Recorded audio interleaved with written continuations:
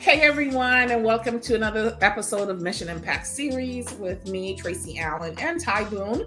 I am the owner of TVA Consulting Group, where I help social impact businesses to design, build, and fund their social ventures so that they can live the lifestyles that they desire while impacting their community. And I am Ty Boone, owner of Ty Boone Enterprises. I work mostly with nonprofit organizations, helping them to move from startup and struggle to sustainability and success. Right? Going into a new year, girl. Yeah. So prior to going into this new year, we got to wrap up this year. Wrap up the old year, right? Yeah. Got to wrap up the old year before we go into the new year. We're going to wrap this up. Yeah. Getting ready to plan for your next year, which is 2023. Mm-hmm. You know, Tracy, a lot of folk, and you know, people come to us for business plans, strategic plans, funding plans, and plan to plan. And a plan. And you know, at the end of the year, planners are in like, if you sold a planner right now, I'm actually working on a planner for social impact businesses right now. Yeah. Because I feel that they need it. I know we've talked about it in the past. Already, but I really feel like based on all that has happened this year, I know it's an absolute necessity that they have a planner to help them through the quarters of the year. So, and stick with it though. I bought like 4 planners. Like 4 different ones for different things. Like this, this $1 million, strategy planner. From this other planner from business coaches. I got 4 different ones because they're pretty, right? Right. I probably completed like 1 page in each. Oh no, I didn't do a really good job with the planners, right? But when in your organization, things like business plans and funding plans are very, very important to stick to. Yes. Because they're going to help guide you through the next year. A lot of this panic and frustration and this desperation that we have seen all year, Tracy, comes because somebody had a plan that they did not implement. Yeah. Or did not have a plan to start. And even we are guilty of that. We've been planning something for the last 3 years that we still have not brought to It still comes up in my calendar because I never took it off my calendar. You didn't? Oh, wow. Every Monday at 7 o'clock, there's an alert in my calendar that talks about still didn't do it, right? No. And right now, some of this frustrations that we're having right now would be alleviated if we actually did what we said we were going to do. Yes, it would be, because it's a necessary tool and there's nothing like it out there. And here we are telling y'all we have searched high and low, and there's nothing in the market like what we're planning to do together. We just can't get it together to get it done. And here we are on Mission Impact Series telling you guys to get to play. But we do other things though. We do some of the other things in our business, but business isn't perfect. It's not perfect, right? So you're never gonna have everything done, but there's some benchmarks that are non-negotiable that should be done on a regular basis. Non-negotiable ones, and that's what I think what this topic is about. There's some things that absolutely have to be done. You can let stuff. There's some stuff that you have to let slide because life happens, right? You're like, okay, I can't do that right now. But when it comes to the fact that you have to fund your business, or you can't eat, right? Those are real words. And if you've been following us long enough, I've told you my story about playing around with my business and what happened. And Ty has told you her story about playing around with her business and what has happened. It's not pretty, okay? It is not a pretty thing. So it doesn't matter if you're a social entrepreneur, which, you're a for-profit business or you're a nonprofit. You have to eat. Your staff has to eat. So you have to have certain things in place so that everybody's eating, and not just eating scraps from the table, but eating good. Yeah, everybody needs to be eating well. So that's where the planning comes in. You should be wrapping up this year. First of all, let's talk about, because that's what this one is really about, wrapping up this year. Looking at everything that you've done all year. So, like, if you listen to our other video, I think it was when we're talking about year-end fundraising strategies, right? And Ty talked about, if you're at the end of the year and you got $90,000 to raise and you didn't really raise anything else before the end of the throughout the year, then you have a problem. Things like that you need to look at. Were you meeting your benchmarks for your fundraisers or your individual donors or your capital campaigns or your annual campaigns, whatever it is, whatever campaigns you had, your signature fundraisers, what was your marketing strategy like? Did you even have one? Right? If you didn't have one, then this is something I need to write down. We need to do marketing strategy this year. Oh, we looked at Q1, 2, 3, and now we're in Q4. So we can look at Q1, 2, and 3. And in Q2, we didn't really make that much money. I wonder why. Q1 was strong, Q3 was strong. Could it be because most people were away on summer vacation? So maybe we need to redo the strategies, like strategize differently about what we do during that time of the year so that we can keep consistent income coming into the business. So things like that you need to look at, how many people did we impact? Did we meet our impact goals, right? Are we following up with those people that were in our programs, right? How engaged were we with our past donors? Did we reach out to them at least once a month by phone or by email?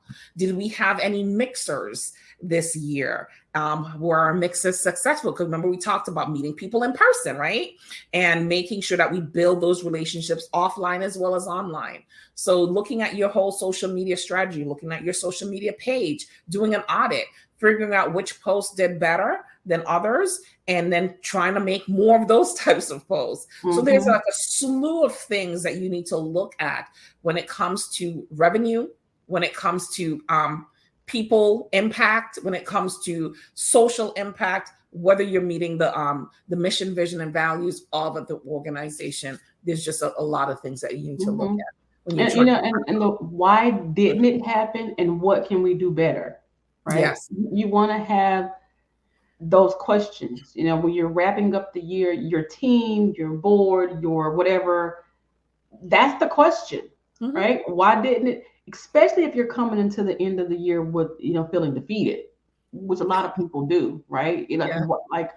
Why do we feel like this? Like, why didn't it if we had a goal of X amount of whatever, but we're supposed to have this many people into our programs, or if our gala was supposed to be this level of successful, we're not debriefing like we used to. We used to, when I worked in traditional nonprofit, I don't care what we did, there was a debriefing afterwards. It doesn't even matter. I'm like, look, y'all. But there should be. Do it, right? And we're not doing that anymore. It's like we're just going on and we're just kind of running the year and we're desperate and we're just looking for, if this gala didn't work out, we're gonna plan another one next month.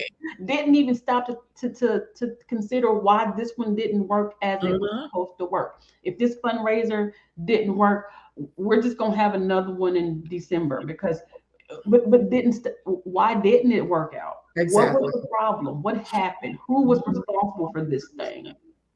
And I know we hate that one. We hate that question, the who was responsible part, because we don't want to blame anybody. Right. We don't want to point the finger. And sometimes you're the responsible person, or the person. Right. Sometimes it's the person in leadership. The man in the mirror. Yeah.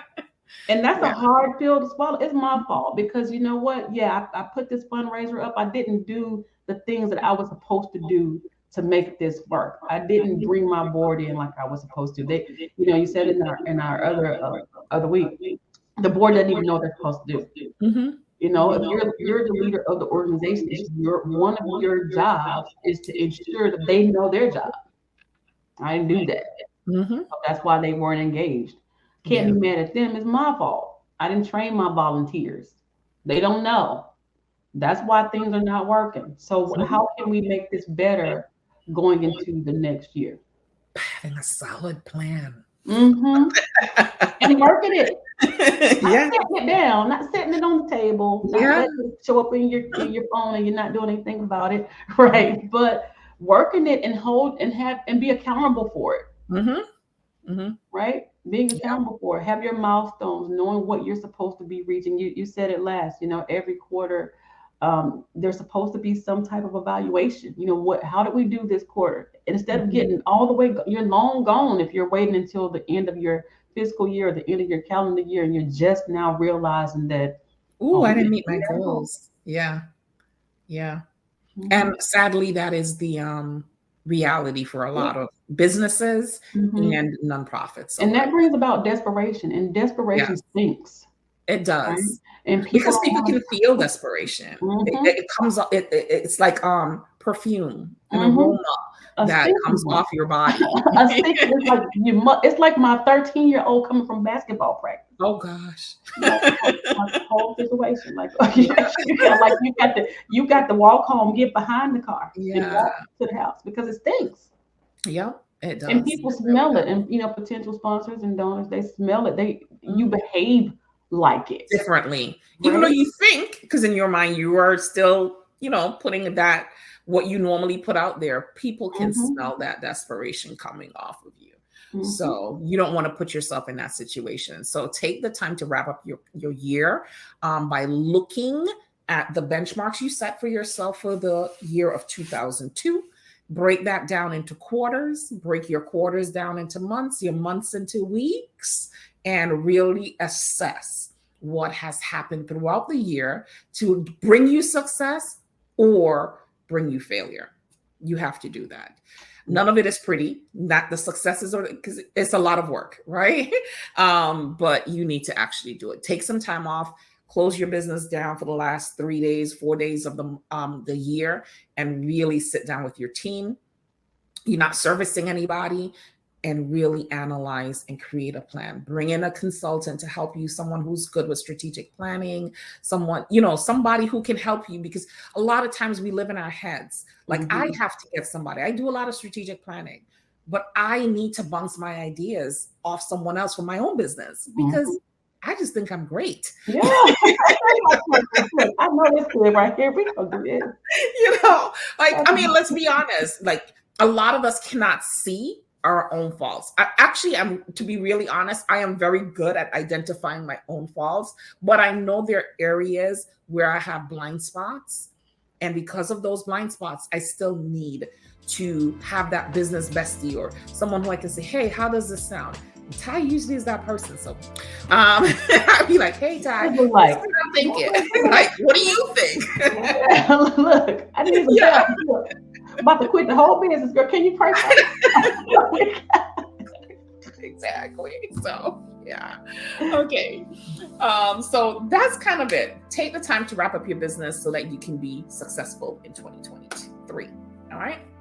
Bye, everyone. Don't forget to like, share, subscribe, and drop your comments down below. Bye-bye.